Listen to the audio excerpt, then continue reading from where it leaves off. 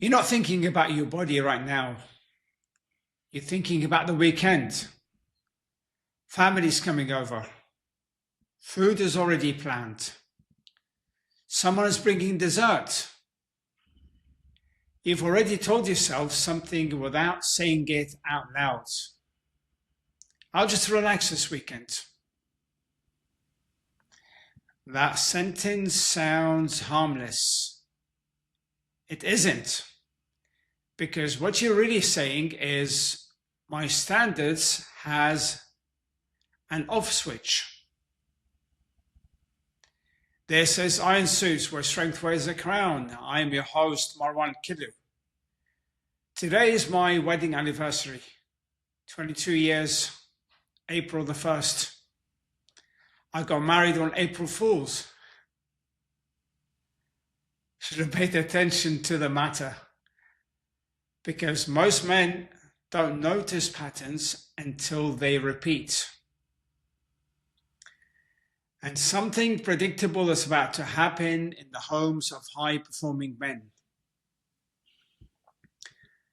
A man's standard is only as real as his worst unsupervised moments. Easter is not a holiday, it's a diagnostic. You don't break your standard at Easter, you revere it. Let me tell you what this episode actually is. This isn't about food. It's not about discipline. It's not about trying harder this weekend. This is about what happens to your identity when the environment stops supporting it. The company doesn't see you capitulate. Your children do. Discipline without witnesses is the only discipline that counts. You're not what you do on the best days. You're exactly what you do when no one is grading it.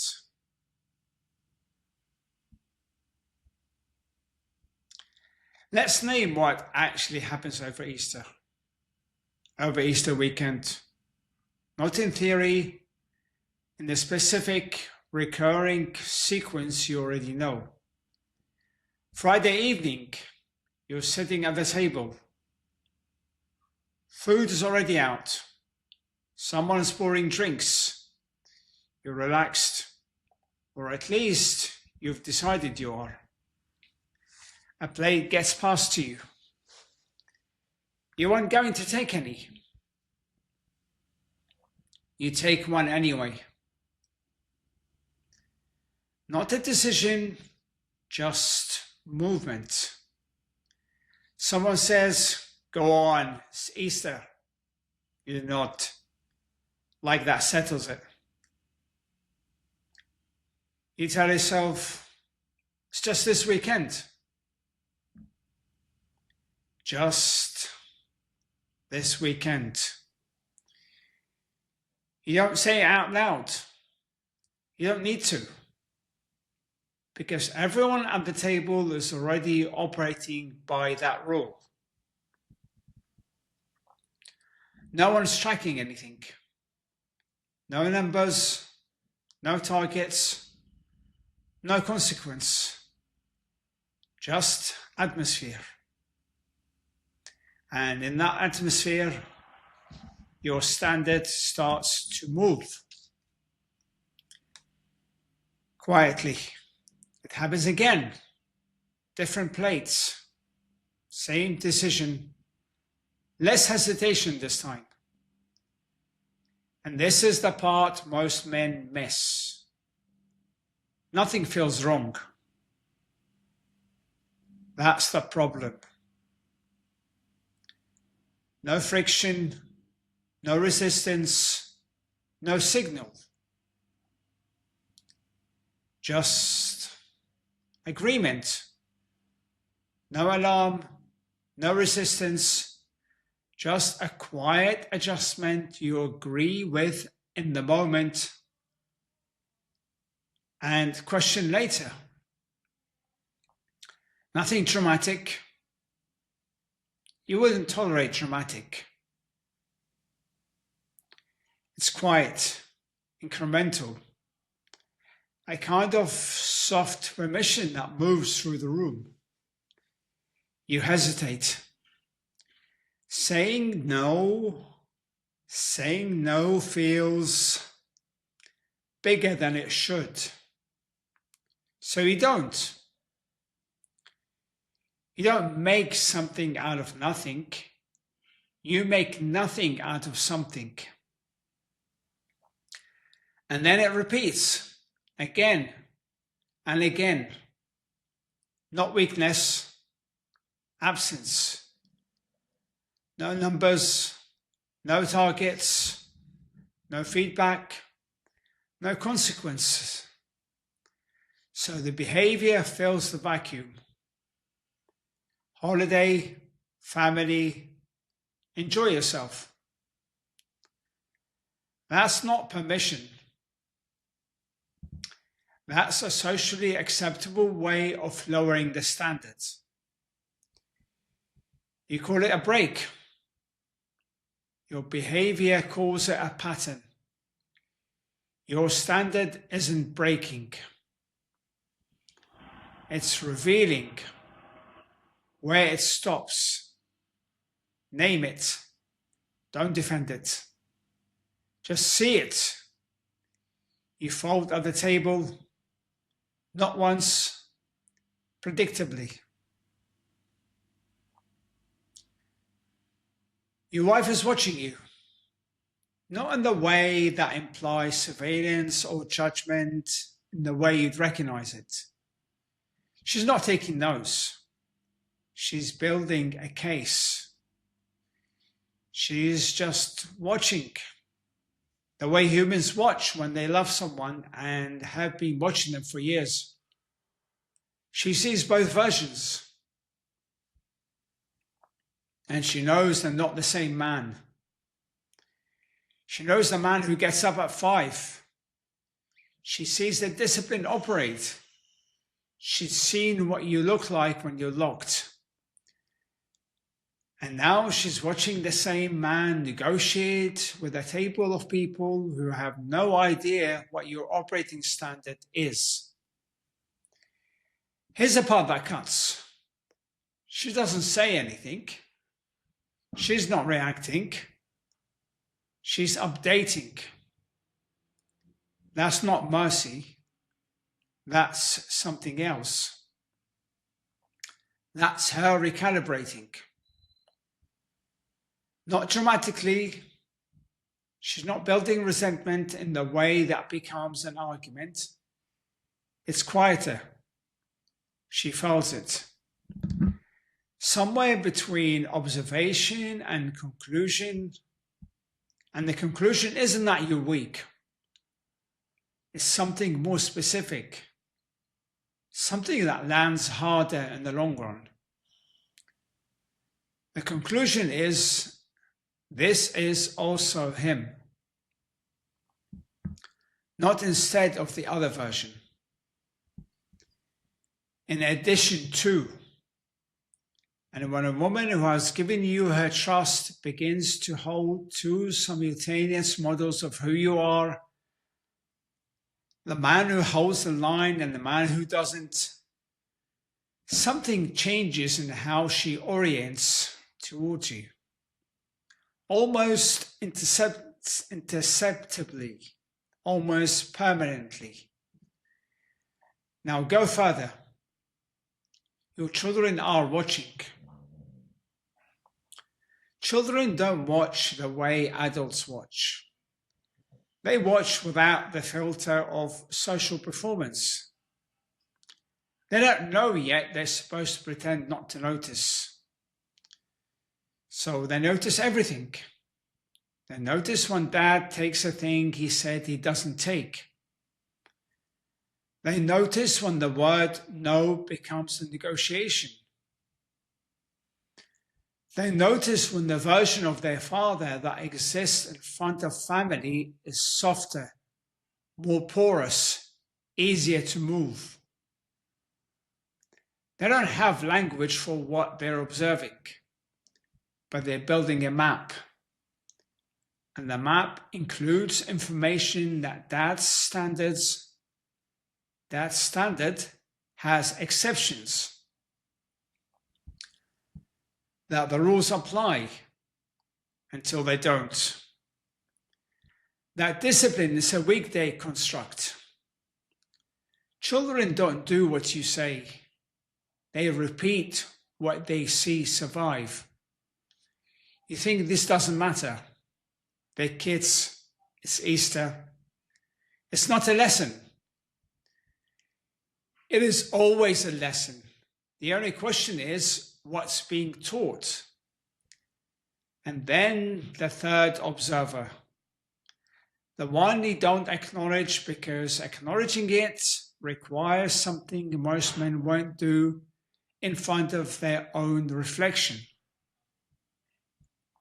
You're watching yourself, not consciously, not in real time, but there is a part of the high functioning male brain that never fully disengages. The part that runs the diagnostic in the background.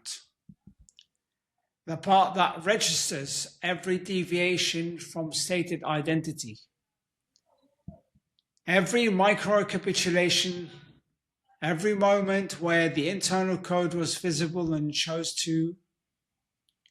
he chose comfort anyway. You don't feel it as shame. You feel it as low-grade noise, a kind of background static that you've learned to manage by not examining it. You don't lose standards in public. You lose them in private and carry the evidence everywhere.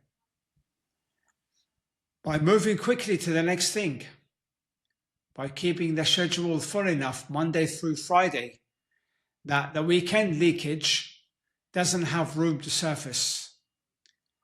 But it surfaces. It surfaces at 4 a.m. Not as a crisis, as a weight, a vague and sourceless dissatisfaction that you attribute to everything except the real source, which is that you have spent decades building an identity and you are aware somewhere below the level of daily articulation that the identity has soft walls. That's the exposure. Not public, not professional, private, interior, and persistent. And here's a precision point. A family table is not an exception to your identity. It is a test of whether your identity is real. Most men have not been willing to look at that directly.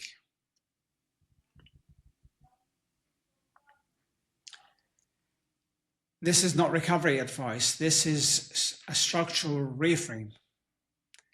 Let's be precise about what we're actually discussing. We're not discussing willpower. We are not discussing discipline as a practice you need to add to your Easter weekend. We're not constructing a protocol. This is not what this is. What we are discussing is the relationship between identity and environment. And what happens to high performing when the environment stops providing the external architecture they've built their performance on. Your standard at work is partly real and partly environmental. The calendar, the accountability, the visible stakes, the people who observe their decisions. Strip all that away, and what remains is the fraction of your identity that is genuinely intrinsic, that would hold even if no one was watching, even if nothing depended on it. Easter strips the architecture away. Most men think Easter causes the lapse. That was already there. It's not enjoyable. That's why it's valuable.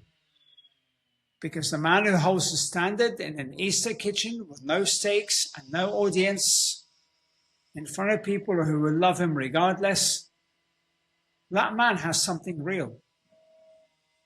That man's identity is not a performance dependent on the conditions that reward it. And the man who doesn't, he has work to do. Not on his weekend habits, on the depth of his identity. Here is what most men in your position miss. You have optimized for performance in contexts that support performance. That is not nothing. That is in fact impressive, but it is not complete. It is not the same as having an identity that is load-bearing, independent of context. Elite women in elite relationships will tell you this without saying it. They are attracted not to their version of a man that performs well when performance is rewarded. Every functional man in a good career achieves that. Achieves that. They are drawn towards permanence. They are drawn towards permanence, towards consistency that doesn't require conditions. Your children will follow the same data. Your own internal operating system is quietly doing the same assessment. So the reframe is not, how do I maintain my standard at Easter? The reframe is, what does it reveal about my standard that the question needs to be asked? And then the harder question beneath that. What would it mean to be the kind of man for whom this isn't a problem, not because he's controlling himself, but because the standard is so deep, it doesn't require management. That is not a weekend project. That is an identity project. And it begins with being honest about what Easter just showed you. Easter will come again. There will be another table, another gathering, another 72 hours where the external scaffolding drops away and you are left with whoever you actually are when the audience disappears. The question this episode asks is simple. Are you the same man? Not approximately the same. Not the same in ways that don't cost you anything. Actually the same in the moments where holding the line has no audience, no reward, and no consequence except the one you carry inside your own assessment of who you are. Most men listening to this will identify with the problem. Fewer will do anything with the identification, because identification is comfortable. It allows you to feel like you've moved when you haven't. I'm not asking you to move today. I'm asking you to stop lying about where you are. The man who falls at the dinner table is not a failure. He is a man who has not yet decided that his identity is more important than his comfort. That is a decision that is available to you at any moment.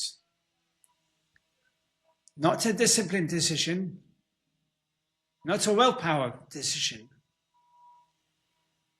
A decision, the kind that rearranges something at the level of who you are rather than what you do. Easter will show you something this year. Most men will see it. You don't break your standard here. You show yourself exactly where it ends. Very few will decide that it matters.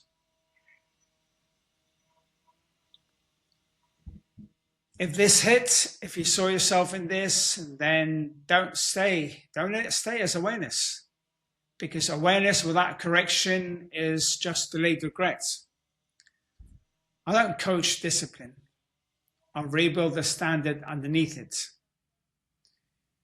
If you want to fix this properly, not manage it, not try harder next weekend, message me the word Easter on Facebook. I'll show you exactly how we rebuild this so it holds in every environment, not just the ones that reward you. And that's all I've got for you today. I wish you and your family happiest of Easter. Happy anniversary to me. You can make sure you follow me on my socials. I am on Facebook under Marwan Killu, LinkedIn Marwan Killu Fitness, and you can watch this on YouTube under Marwan Killu. If this episode brought to you value, then make sure you leave me a 5-star review on iTunes and share this with another leader, because as iron sharpens iron, one man sharpens another. And finally, subscribe to the show so that you get notifications when new episodes go live. Until then, have a great Easter, and I'll talk to you on the next episode.